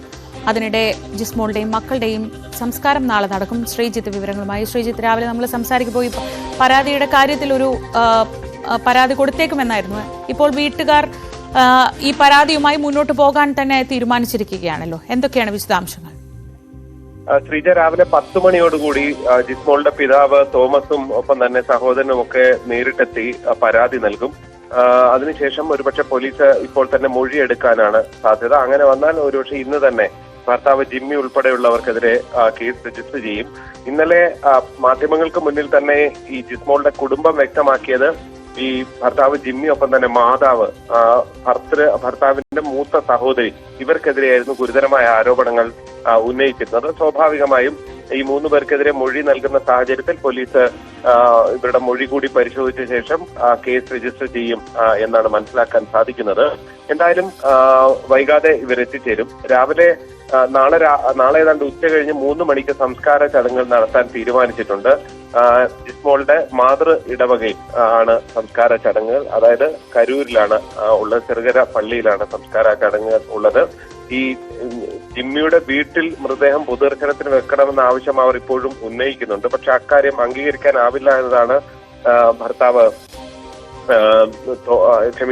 പിതാവ് തോമസ് വ്യക്തമാക്കുന്നത്. എന്തായാലും സ്വന്തം നാട്ടിൽ, അതായത് അവിടെ തന്നെ ജിസ്മോളുടെ അമ്മയുടെ ഒക്കെ കുടുംബ കല്ലറയുണ്ട്. അതിനോട് ചേർന്ന് കല്ലറ ഒരുക്കുക എന്നുള്ളതാണ് ഈ കുടുംബത്തിന്റെ ഇപ്പോഴത്തെ തീരുമാനം. ശരി, ശ്രീജിത്താണ് വിവരങ്ങൾ നൽകിയത്. 10 മണിയോടെ ജിസ്മോളുടെ കുടുംബം പോലീസിൽ പരാതി നൽകും. വീട്ടുപ്രസവത്തിനെതിരെ എല്ലാ മത സാമുദായിക വിഭാഗങ്ങളുടെയും പിന്തുണ ഉറപ്പാക്കാൻ കഴിഞ്ഞതിന്റെ ആത്മവിശ്വാസത്തിലാണ് മലപ്പുറം ജില്ലാ ഭരണകൂടം. ജില്ലയിലെ ആരോഗ്യ വകുപ്പ് നടത്തുന്ന കുഞ്ഞോമന ജനിക്കേണ്ടത് ഏറ്റവും സുരക്ഷിത കരങ്ങളിൽ. പ്രസവം സുരക്ഷിതമാക്കാൻ ആശുപത്രി തന്നെ തിരഞ്ഞെടുക്കാമെന്ന ക്യാമ്പയിന്റെ ഭാഗമായാണ് മതനേതാക്കളുടെ യോഗം വിളിച്ചത്. ആശുപത്രികളിലെ സുരക്ഷിതമായ പ്രസവത്തിന് പകരം വീടുകളിൽ പ്രസവം നടത്താൻ ഒരു മതവും പ്രോത്സാഹിപ്പിക്കുന്നില്ല എന്ന സന്ദേശവും ഇക്കാര്യത്തിൽ നിലനിൽക്കുന്ന തെറ്റിദ്ധാരണകൾ അകറ്റി ബോധവൽക്കരണം ശക്തമാക്കാനും വേണ്ടിയാണ് ജില്ലാ കളക്ടർ VR വിനോദ് മത സാമുദായിക സാംസ്കാരിക നേതാക്കളുടെ യോഗം വിളിച്ചത്. ഒരു മതവും പ്രസവത്തിന് ആശുപത്രികൾ ചികിത്സ തേടുന്നതിനെ എതിർക്കുന്നില്ലെന്നും ചികിത്സയും ശരിയായ പരിചരണവും വേണമെന്ന് നിഷ്കർഷിക്കുകയാണ് ചെയ്യുന്നതെന്നും യോഗത്തിൽ പങ്കെടുത്ത വിവിധ മതനേതാക്കൾ അഭിപ്രായപ്പെട്ടു. ഒറ്റപ്പെട്ട സംഭവങ്ങൾക്ക് പിന്നിലുള്ളവർക്ക് മതസംഘടനകളുടെയോ മതതത്വങ്ങളുടെയോ പിൻബലമില്ല. ജനങ്ങൾക്കിടയിൽ തെറ്റിദ്ധാരണ പരത്തുന്നത് തടയാൻ ശക്തമായ ബോധവൽക്കരണം നടത്തണം. ഇക്കാര്യത്തിൽ ആരോഗ്യവകുപ്പിന്റെയും ജില്ലാ ഭരണകൂടത്തിന്റെയും ശ്രമങ്ങൾക്ക് എല്ലാ മതസംഘടനാ നേതാക്കളും പിന്തുണ ഉറപ്പു നൽകി. എല്ലാവരും തന്നെ ഉറപ്പിച്ചു പറഞ്ഞ കാര്യം, ഒരു മതവും ഹോം ഡെലിവറിയെ, വീട്ടിൽ നടക്കുന്ന പ്രസവത്തിനെ പ്രൊമോട്ട് ചെയ്യുന്നില്ല എന്നും ഇത്തരത്തിലുള്ള സന്ദേശം ഇങ്ങനെ നടത്താൻ പാടില്ല എന്നും അതിലെ അപകടങ്ങൾ, അതിൽ ഈ വീട്ടിൽ നടക്കുന്ന പ്രസവത്തിലൂടെ അമ്മയ്ക്കും കുഞ്ഞിനും ഉണ്ടാകുന്ന അപകടങ്ങളെപ്പറ്റി എല്ലാവരെയും ബോധ്യപ്പെടുത്തി കൊടുക്കുകയും ചെയ്തു. ഇന്നത്തെ മീറ്റിംഗിൽ മെഡിക്കൽ കോളേജിലെ പ്രൊഫസർമാരുണ്ടായിരുന്നു, HODമാരുണ്ടായിരുന്നു, പ്രൈവറ്റ് സ്ഥാപനങ്ങളിലെ ഗൈനക്കോളജിസ്റ്റുമാരുണ്ടായിരുന്നു. അവരെല്ലാം ഇതിലെ അപകടങ്ങളെപ്പറ്റി വിശദീകരിച്ചു കൊടുക്കുകയും ഇതിൻ്റെ അടിസ്ഥാനത്തിൽ ഈ പങ്കെടുത്ത എല്ലാ വിഭാഗവും പറഞ്ഞത്, ഞങ്ങളാരും തന്നെ വീട്ടിൽ നടക്കുന്ന പ്രസവത്തിനെ പ്രൊമോട്ട് ചെയ്യുന്നില്ല, ഇതിന് വ്യാപകമായ ബോധവൽക്കരണം വേണം, അവരുടെ ഭാഗത്തു നിന്ന് തന്നെ അവയർനെസ് കൊടുക്കുന്ന ബോധവൽക്കരണ പരിപാടികൾ നടത്തും, അതോടൊപ്പം തന്നെ ചില ആശങ്കകൾ അറിയിച്ചു, അതും പരിഹരിച്ച് മുമ്പോട്ട് പോകുന്നതിനുള്ള നടപടികൾ സ്വീകരിക്കും. അതേസമയം അനാവശ്യമായി സിസേറിയൻ നടത്തുന്നതായും മറ്റും ആശുപത്രികളെക്കുറിച്ച് സംശയമുണ്ടാക്കുന്ന സാഹചര്യങ്ങൾ ഒഴിവാക്കാൻ ആരോഗ്യവകുപ്പ് ജാഗ്രത പുലർത്തണമെന്നും യോഗത്തിൽ പങ്കെടുത്തവർ ആവശ്യപ്പെട്ടു. ഇതിനും കൃത്യമായ മറുപടി യോഗത്തിൽ നൽകിയതായി ജില്ലാ കളക്ടർ. എല്ലാവരും അവരവരുടെ മേഖലകൾ ബോധവൽക്കരണം നടത്താൻ തയ്യാറാണ്. ഇത് ഒഴിവാക്കുന്നതിന് വേണ്ടി തീർച്ചയായിട്ടും ശ്രമിക്കുമെന്നുള്ള വളരെ പോസിറ്റീവായ ഒരു റെസ്പോൺസാണ് കിട്ടിയത്. ഇക്കാര്യം നമുക്ക് ജില്ലയിലെ എണ്ണം കുറച്ചുകൊണ്ടുവരാൻ തീർച്ചയായിട്ടും സാധിക്കും എന്നുള്ളത് വളരെ സന്തോഷകരമാണ്. ഗാർഹിക പ്രസവങ്ങൾ കൂടുതലായി റിപ്പോർട്ട് ചെയ്യുന്ന താനാളൂർ, മംഗലശ്ശേരി, ചെറിയമുണ്ടം എന്നീ പ്രദേശങ്ങൾ കേന്ദ്രീകരിച്ച് പ്രത്യേക ബോധവൽക്കരണ പരിപാടികൾ സംഘടിപ്പിക്കും. ക്യാമ്പയിന്റെ ഭാഗമായി തുടർ യോഗങ്ങളും ചർച്ചകളും വരും ദിവസങ്ങളിൽ നടക്കും. ന്യൂസ് 18 മലപ്പുറം. ആലപ്പുഴയിൽ KSFEയിൽ ഈടായി നൽകിയ ആധാരം ഉപയോഗിച്ച് ജീവനക്കാരന്റെ വലിയ തട്ടിപ്പ്.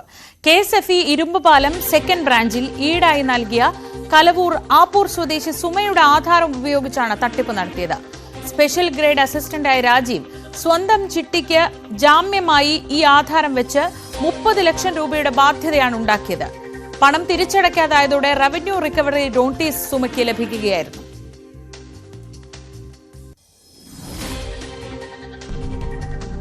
KSFEയുടെ ഇരുമ്പുപാലം ശാഖയിൽ ചേർന്ന 12 ലക്ഷത്തിന്റെ ചിട്ടിയിൽ നിന്ന് വീട് നിർമ്മാണത്തിനായി 6 ലക്ഷം രൂപ വായ്പ എടുക്കാൻ ശ്രമിച്ചപ്പോഴാണ് 12 സെന്റ് സ്ഥലം ആദ്യം ഈടായി KSFE സുമയോട് ചോദിക്കുന്നത്. പിന്നീട് സ്ഥലത്തേക്കുള്ള വഴി പോരെന്ന് ചൂണ്ടിക്കാട്ടി സുമയുടെ ഭർത്താവിന്റെ പേരിലുള്ള 8 സെന്റ് ഭൂമിയുടെ ആധാരം കൂടി ആവശ്യപ്പെട്ടു. വായ്പാ നടപടിക്രമങ്ങൾക്കായി KSFEയിൽ നിന്ന് ബന്ധപ്പെട്ടത് രാജീവായിരുന്നു. 6 ലക്ഷം രൂപയ്ക്കായി മുഴുവൻ 20 സെന്റ് ഭൂമിയുടെ ആധാരം രാജീവ് വാങ്ങിയെടുത്തു. KSFE ശാഖയിൽ ചെന്നപ്പോഴും യാതൊരു സംശയവും തോന്നിയിട്ടില്ലെന്ന് പരാതിക്കാർ പറയുന്നു. 6 ലക്ഷം വായ്പ തിരിച്ചടച്ച ശേഷം ആധാരം വാങ്ങാനായി ചെന്നപ്പോഴാണ് തട്ടിപ്പ് വിവരം പുറത്തുവരുന്നത്. സുമയുടെ വായ്പയ്ക്കായി ആകെ ഉപയോഗിച്ചിട്ടുള്ളത് വഴിക്കായി എന്ന് പറഞ്ഞ് വാങ്ങിയ ഭർത്താവിന്റെ പേരിലുള്ള രണ്ടാമത്തെ ആധാരമായ 8 സെന്റ് ഭൂമിയുടെ ഈട് മാത്രമാണെന്ന് കണ്ടെത്തുകയായിരുന്നു. വായ്പ തിരിച്ചടച്ചു കഴിഞ്ഞാണ് ഞങ്ങൾ ആധാരം ചോദിക്കുമ്പോഴത്തേക്കുമാണ് പറയുന്നത് ഒരെണ്ണവേ ഉള്ളൂ, ഒരെണ്ണം ഇല്ലെന്ന് പറയുന്നു. അത് ആരുടെയാണ്? നിങ്ങൾക്ക് നിങ്ങളുടെ ലോണിന് വേണ്ടി ഉപയോഗിച്ചിരിക്കുന്നത് ഏത് ആധാരം മാത്രമാണ്?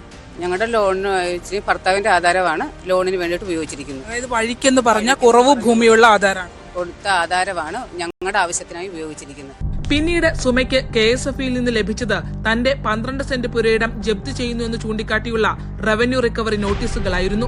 തുടരന്വേഷണത്തിൽ 6 ലക്ഷം രൂപ വായ്പയ്ക്കായെന്ന് പറഞ്ഞ് കുടുംബത്തിൽ നിന്ന് കൈപ്പറ്റിയ ആദ്യത്തെ 12 സെന്റ് പുരയിടത്തിന്റെ ആധാരം KSFE ജീവനക്കാരൻ കൂടിയായ രാജീവ് തന്റെ 30 ലക്ഷം രൂപ ബാധ്യതയ്ക്ക് ഈടായി KSFEയിൽ തന്നെ നൽകിയിട്ടുണ്ടെന്ന് കണ്ടെത്തി. റവന്യൂ റിക്കവറി നോട്ടീസുകളിൽ നിന്ന് ഇക്കാര്യം വ്യക്തമായി.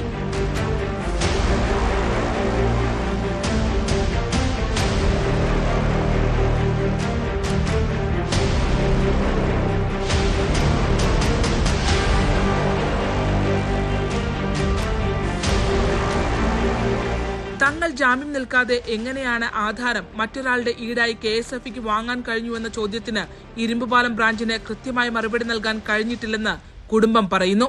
ഞങ്ങൾ രണ്ടുപേരും ഒപ്പിട്ട് കൊടുത്തിട്ടില്ല. ഇത് നമ്മളവിടെ മാനേജർക്കടുത്ത് ചെന്ന് സംസാരിച്ച് കുറെ വെള്ള പേപ്പറുകളിലൊക്കെ ഈ സുമയുടെ ഒപ്പൊക്കെ ഈ രാജീവ് ഇട്ട് വെച്ചിട്ടുണ്ട്. വ്യാജമായിട്ട് വെള്ള പേപ്പർ ഒപ്പിട്ട് വെച്ച് സുമ ഈ രാജീവിന്റെ സഹോദരിയാണെന്ന് വരെ അതിൽ എഴുതി വെച്ചിട്ടുണ്ട്. അപ്പോൾ നിങ്ങൾ ഇതിനകത്ത് അന്വേഷണം നടത്തണമെന്ന് KSFEയിൽ അറിയിച്ചു? KSFE എടുത്ത് ഞാൻ എൻ്റെ അളിയനും കൂടെ നേരിട്ട് ചോദിച്ചാണ് ഇത്രയും കുടിശ്ശികളുള്ളൊരു ജീവനക്കാരന് എതിരെ എന്താണ് നിങ്ങൾ നടപടി എടുക്കാത്തതെന്ന് ചോദിച്ചു. തട്ടിപ്പ് നടന്നു നിങ്ങൾ ബോധ്യപ്പെടുത്തിയല്ലോ? ഞങ്ങൾ തട്ടിപ്പ് നടത്തിയെന്ന് അവിടെ ബോധ്യപ്പെടുത്തി. അവർക്കെല്ലാം പരാതി കൊടുത്തിട്ട് ഒരു നടപടിയില്ല. ഈ ജീവനക്കാരെല്ലാം ഒറ്റക്കെട്ട. പലതവണ KSFE അധികൃതർക്ക് പരാതി നൽകിയിട്ടും ഫലമില്ലാതായതോടെ സുമ ജില്ലാ പോലീസ് മേധാവിയെ സമീപിക്കുകയായിരുന്നു. വിശ്വാസവഞ്ചന, തട്ടിപ്പ് എന്നീ വകുപ്പുകൾ ചുമത്തി മണ്ണഞ്ചേരി പോലീസ് KSFE ജീവനക്കാരനായ രാജീവിനെതിരെ കേസെടുത്തു. KSFE ഇരുമ്പുപാലം ബ്രാഞ്ചിലെ ജീവനക്കാരനായിരുന്ന രാജീവിനെതിരെ കൃത്യമായ തെളിവ് നിരത്തിയാണ് തങ്ങളുടെ ആധാരം ദുരുപയോഗം ചെയ്യപ്പെട്ടു എന്നുള്ള പരാതി ഈ കുടുംബം നിരത്തിയിട്ടുള്ളത്. ആ മേലുദ്യോഗസ്ഥരോട് ഇക്കാര്യം ധരിപ്പിച്ച് 2 മാസം പിന്നിടുമ്പോഴും ഒരു നടപടിയും രാജീവുമായി ബന്ധപ്പെട്ട് ഉണ്ടായില്ല എന്നുള്ളതാണ്. ഇപ്പോൾ പോലീസ് വരെ ഈ സംഭവത്തിൽ അന്വേഷണം ആരംഭിച്ചിട്ടും KSFE അനങ്ങാപ്പാറ നയമാണ് ഈ തട്ടിപ്പിന്മേൽ സ്വീകരിക്കുന്നത്. അതുകൊണ്ട് തന്നെ ഈ കുടുംബം പറയുന്നത് പോലെ ഉദ്യോഗസ്ഥർ എല്ലാവരും ചേർന്ന് ഒന്നടങ്കമാണ് ഈ തട്ടിപ്പ് നടന്നത് എന്നത് സംശയിക്കേണ്ടിയിരിക്കുന്നു. ആലപ്പുഴ കലവൂരിൽ നിന്നും ക്യാമറമാൻ പ്രശാന്ത് മംഗലശ്ശേരിക്കൊപ്പം ശരണ്യ സ്നേഹജൻ, ന്യൂസ് 18. ഈ വാർത്ത നമുക്ക് വിശദമായി തന്നെ പരിശോധിക്കാം. ശരണ്യ സ്നേഹജൻ ചേരുന്നു. ശരണ്യ, KSFE പോലെ ഏറ്റവും സാധാരണക്കാരായ ആളുകൾ തങ്ങളുടെ ഓരോ രൂപയും ശേഖരിച്ചു വെച്ച് ഒന്ന് ജീവിക്കാൻ വേണ്ടി എന്തെങ്കിലും ഒരു കാര്യത്തിന് വേണ്ടി മാറ്റിവെക്കുന്ന ഒരു സ്ഥാപനമാണ്. അവിടെ ഏറ്റവും വിശ്വാസത്തോടെ കൊടുക്കുന്ന ഒരു ആധാരം എങ്ങനെയാണ് അവിടുത്തെ ഒരു ജീവനക്കാരനെ എടുത്ത് ഉപയോഗിക്കാൻ കഴിയുക എന്നതിന് ഉത്തരം പറയേണ്ടത് ഈ KSFE തന്നെയാണ്. പക്ഷെ ഇവർ ഈ പരാതി പറഞ്ഞിട്ടും പാവങ്ങളായതുകൊണ്ട് തന്നെ പ്രത്യേകിച്ച് മറുപടി ഒന്നും വേണ്ട എന്നതാണോ KSFEയുടെ നിലപാട്? നമ്മൾ ഈ വിഷയത്തിൽ KSFEയിൽ നിന്ന് വിശദീകരണം ആരാഞ്ഞിരുന്നോ?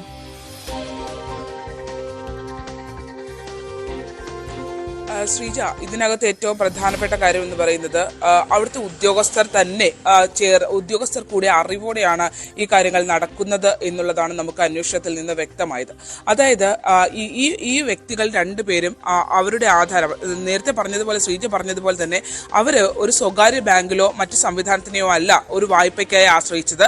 മറിച്ച് അവരുടെ ചിട്ടി അവിടെ ഉള്ള 12 ലക്ഷത്തിന്റെ ചിട്ടിയുള്ള ഒരു സ്ഥലത്ത് നിന്നുമാണ് അവർ 6 ലക്ഷം രൂപ വായ്പയ്ക്കായി KSFE എന്ന് പറഞ്ഞ സ്ഥാപനം, അത് സർക്കാരിന്റെ സ്ഥാപനമാണ്, സർക്കാരിന്റെ ധനകാര്യ സ്ഥാപനമാണ്, അവിടെയാണ് ഇവർ എത്തുന്നത് എന്നുള്ളതാണ്. ആ ഒരു സർക്കാർ ധനകാര്യ സ്ഥാപനത്തിലാണ് ഇത്രയും വലിയൊരു തട്ടിപ്പ് നടന്നത് എന്നുള്ളത് വളരെ ഗുരുതരമാണ്.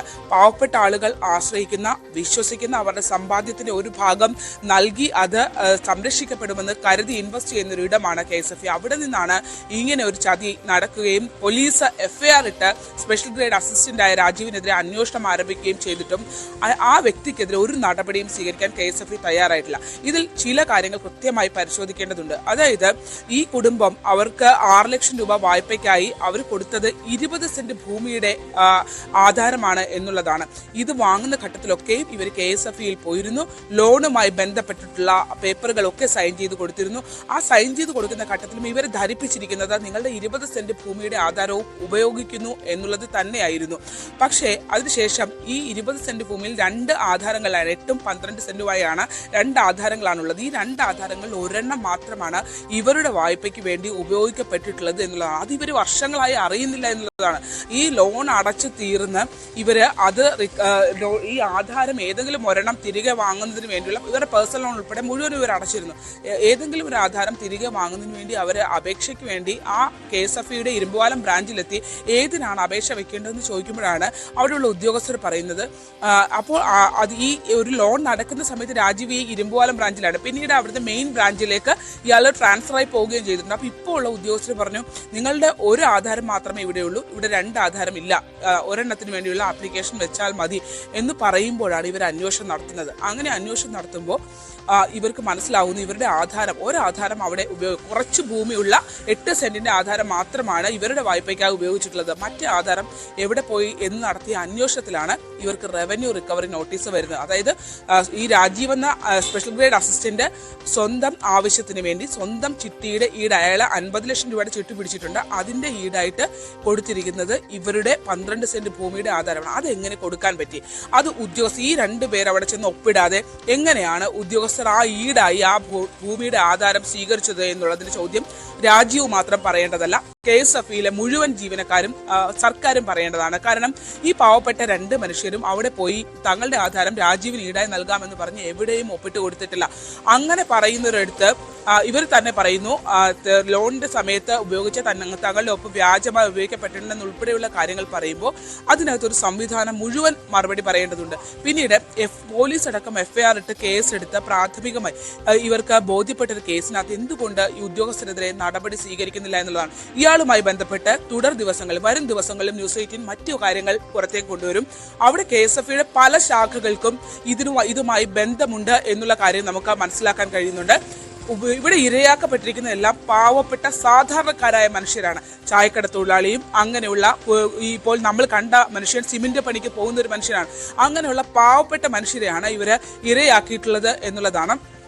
ബ്രാഞ്ചിൽ ചെന്ന് ഇവര് ഇങ്ങനെ ഒരു പരാതി, അതായത് ഈ രാജീവ് എടുത്ത 50 ലക്ഷം ചിട്ടി പിടിച്ചു എന്ന് മാത്രമല്ല, അയാൾ ആ വായ്പ തിരിച്ചടച്ചില്ല. ആ ചിട്ടി തിരിച്ചടക്കാതായതോടുകൂടി ഇവരുടെ 12 സെന്റ് പുരയിടം റവന്യൂ ജപ്തിക്ക് വേണ്ടിയുള്ള റവന്യൂ റിക്കവറി നോട്ടീസ് KSFE ഇവർക്ക് അയക്കുമ്പോഴാണ് ഇതിന്റെ ആധാരം വെച്ചിരിക്കുന്നത്, സുമയുടെ പേരിലുള്ള ആധാരം വെച്ചിരിക്കുന്നത് രാജീവ് ആണെന്ന് നോട്ട് ചെയ്തുകൊണ്ടുള്ള റവന്യൂ റിക്കവറി നോട്ടീസ് ഇവർക്ക് വന്നതോടെ ഇവരാണ് ബാധ്യതക്കാരൻ. രാജീവിന് യാതൊരുവിധ ബാധ്യതയുമില്ല.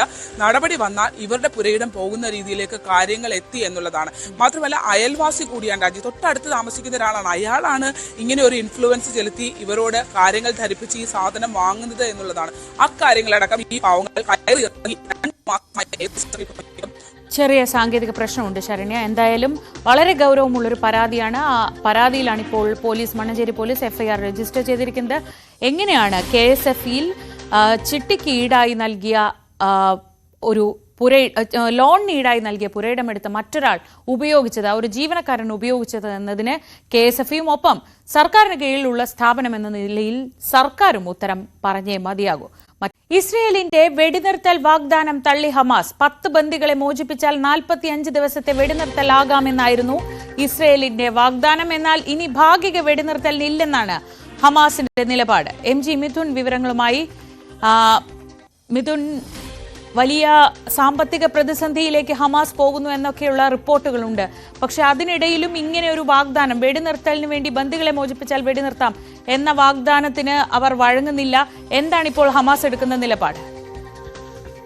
ശ്രീജ, കഴിഞ്ഞ ദിവസമാണ് ഇസ്രായേൽ ഈ വാഗ്ദാനം മുന്നോട്ട് വെച്ചത്. അതായത് നിലവിൽ ഏകദേശം 49ഓളം ബന്ദികൾ ഹമാസിന്റെ പക്കലുണ്ട് എന്നാണ് ഔദ്യോഗിക കണക്കല്ല എങ്കിൽ പോലും തന്നെ ഇസ്രായേലിന്റെ പക്കലുള്ള കണക്കനുസരിച്ച് 49 ബന്ദികൾ ഹമാസിന്റെ പക്കലുണ്ട്. അവരിൽ 10 പേരെ വിട്ടു നൽകിയാൽ 45 ദിവസത്തേക്ക് താൽക്കാലികമായി വെടിനിർത്തൽ കരാറിൽ ഏർപ്പെടാം. അങ്ങനെ ഒരു വാഗ്ദാനമായിരുന്നു ഇസ്രായേൽ കഴിഞ്ഞ ദിവസം മുന്നോട്ട് വെച്ചത്. പക്ഷേ ഇത് ഹമാസിന്റെ മേധാവി തന്നെ അത് പൂർണ്ണമായും തള്ളുകയാണ്. ഇനിയൊരു കരാറിനോ അല്ലെങ്കിൽ ഇത്തരത്തിൽ ഭാഗികമായിട്ടുള്ള വെടിനിർത്തലിനോ തങ്ങൾ തയ്യാറല്ല. പൂർണ്ണമായും ഗാസയിൽ നിന്ന് ഇസ്രായേൽ സൈന്യം ഒഴിഞ്ഞു പോകണം. അത്തരത്തിൽ യുദ്ധം അവസാനിപ്പിക്കാൻ തയ്യാറായാൽ മാത്രമേ ഇനി ഈ ബന്ദികളെ മോചിപ്പിക്കാൻ തയ്യാറാകൂ. അങ്ങനെയെങ്കിൽ തങ്ങളുടെ പക്കലുള്ള മുഴുവൻ ബന്ദികളെ മോചിപ്പിക്കാനും തയ്യാറാണ് എന്നാണ് ഹമാസ് ഇപ്പോൾ നിലപാട് വ്യക്തമാക്കുകയും ചെയ്തിരിക്കുന്നത്. കാരണം കഴിഞ്ഞ ദിവസങ്ങളിലും ആക്രമണം ഗാസയിൽ കൂടുതൽ ശക്തമാക്കുകയാണ് ഇസ്രായേൽ സൈന്യം. കാരണം കഴിഞ്ഞ ദിവസം അവിടെ ഉണ്ടായിരുന്ന ഒരു ഹോസ്പിറ്റൽ കൂടി തകർക്കപ്പെട്ടിരിക്കുന്നു. അങ്ങനെ മരുന്നിനും ഒപ്പം തന്നെ ആവശ്യ വസ്തുക്കൾക്കും ഒക്കെ തന്നെ വലിയ രീതിയിൽ ദുരിതം അനുഭവിക്കുന്ന തരത്തിലേക്ക് കാര്യങ്ങൾ പോവുകയും ചെയ്യുന്ന ഒരു പശ്ചാത്തലത്തിൽ കൂടിയായിരുന്നു ഇത്തരത്തിൽ ഇസ്രായേൽ ഈ ഒരു വാഗ്ദാനം മുന്നോട്ട് വെച്ചത്. പക്ഷേ എന്തുകൊണ്ടായിരിക്കാം? കാരണം മറ്റ് തലങ്ങളിലൊന്നും തന്നെ ഒരു സമാധാന ചർച്ചയ്ക്കോ അല്ലെങ്കിൽ മറ്റു രീതിയിലുള്ള ചർച്ചകൾക്കോ ഒന്നും തന്നെ ഇപ്പോൾ ഒരു സ്കോപ്പില്ല. കാരണം നേരത്തെ ഈജിപ്തും ഖത്തറും ഒക്കെ നേരിട്ടിറങ്ങി ഇത്തരത്തിൽ വെടിനിർത്തലിനും ഒക്കെ തന്നെ ഒരു മധ്യസ്ഥ ചർച്ചകളിലേക്കൊക്കെ കാര്യങ്ങൾ എത്തിക്കുകയും ചെയ്യുന്നു. പക്ഷേ അതൊക്കെ ഇപ്പോൾ നിലവിൽ നിൽക്കുന്നില്ല എന്നുള്ളതാണ് യാഥാർത്ഥ്യമായിട്ടുള്ളത്. അങ്ങനെ ഒരു സാഹചര്യത്തിൽ ഹമാസ് എന്തുകൊണ്ട് ഇത്തരത്തിലൊരു നിലപാടെടുക്കുന്നു എന്നുള്ളതാണ് ചോദ്യചിഹ്നമായി നിലനിൽക്കുന്നത്. എന്തായാലും ഇസ്രായേൽ ഈ ഒരു മറുപടിയിൽ എന്ത് തിരിച്ചടിയാകും നൽകാൻ പോകുന്നത്? കാരണം കഴിഞ്ഞ ദിവസത്തെ ആക്രമണത്തിൽ കൂടി ഏകദേശം 37ഓളം പേർ കൊല്ലപ്പെടുകയും ചെയ്തിട്ടുണ്ട് ഗാസയിൽ. അതുകൊണ്ട് തന്നെ അവിടെ ഇനിയൊരു ആക്രമണം കൂടുതൽ രൂക്ഷമായാൽ അത് വലിയ രീതിയിൽ അവിടുത്തെ ജനങ്ങളെ തന്നെ ബാധിക്കുന്നുണ്ട്. ജനങ്ങൾ തെരുവിലേക്ക് ഇറങ്ങുന്ന ഒരു സാഹചര്യമുണ്ട്. ഹമാസിനെതിരെ തിരിയുന്ന സാഹചര്യമുണ്ട്. അങ്ങനെയെങ്കിൽ ഇനി എന്ത് നിലപാട് ഇസ്രായേൽ സൈന്യം സ്വീകരിക്കും? ഒരുപക്ഷേ ഈ ഹമാസ് മുന്നോട്ട് വെച്ചിരുന്ന കാര്യത്തിലേക്ക് അവർ വഴങ്ങുമോ എന്നുള്ള അടക്കമുള്ള കാര്യങ്ങൾ നമുക്ക് കണ്ടറിയിരിക്കുന്നു. എന്തായാലും ഒരു സമാധാന ചർച്ചകൾക്കൊരു സ്കോപ്പ് ഇല്ല എന്നുള്ളത് തന്നെയാണ്. താൽക്കാലികമായ ഒരു വെടിനിർത്തൽ ഇനി ഉണ്ടാകില്ല എന്നുള്ളത് തന്നെയാണ് നമുക്ക് ഈ ഒരു ഘട്ടത്തിൽ മനസ്സിലാക്കാൻ സാധിക്കുന്നത്. ശരി, MG മിഥുനാണ് വിവരങ്ങൾ നൽകിയത്. IPL വിശേഷങ്ങൾ നോക്കാം.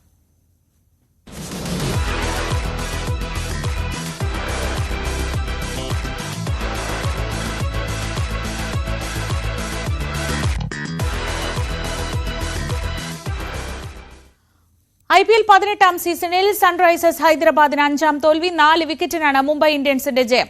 163 റൺസ് വിജയലക്ഷ്യം. 11 പന്ത് ശേഷിക്കെ മുംബൈ മറികടന്നു. The Mumbai Indians pick up their 2 points. They win by 4 wickets against the Sunrisers.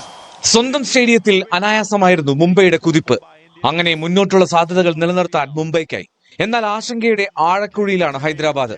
ഇനിയുള്ള 7 മത്സരങ്ങളിൽ 6 ജയിച്ചാൽ മാത്രം പ്രതീക്ഷ പുലർത്താം.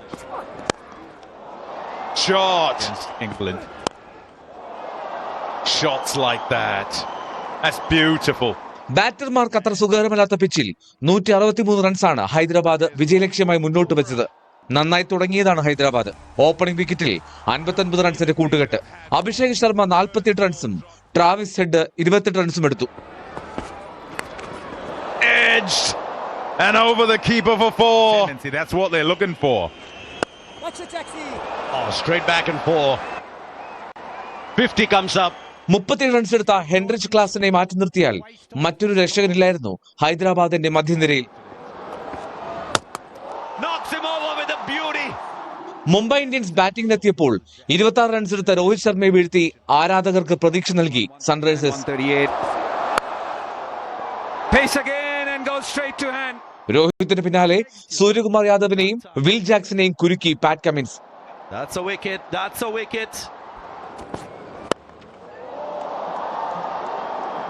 Ariel trying to go over mid-off and all he has done is find the mid-off fielder.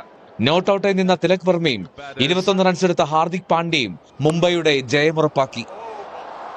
Ariel but finds the boundary. goes over the infield.